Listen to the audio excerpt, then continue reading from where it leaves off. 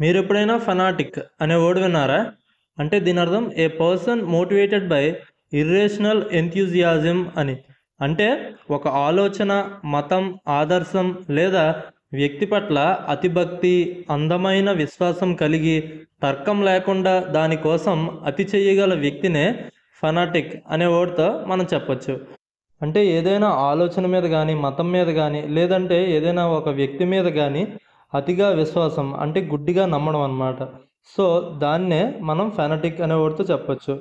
కొన్నిసార్లు దీన్ని పాజిటివ్గా కూడా చెప్తారు. ఎలా అంటే ప్యాషన్ని చూపించడానికి. కానీ చాలాసార్లు ఇది నెగిటివ్ సెన్స్లో వాడతారు. అంటే ఎవరైనా ఒక విషయం మీద అతి ఎక్స్ట్రీమ్గా బ్లైండ్గా బిలీవ్ చేస్తే దాన్నే ఫెనటిక్ అనే వర్డ్తో కూడా చెప్పొచ్చు. దీనికి ఎగ్జాంపుల్ చూస్తే religious fanatics can be dangerous to society. అంటే మతోన్మాదులు సమాజానికి ప్రమాదకరం కావచ్చు. వీడియో నచ్చితే లైక్ చేయండి, వీలైతే ఛానల్ సబ్స్క్రైబ్ చేసుకోండి. Thanks for watching.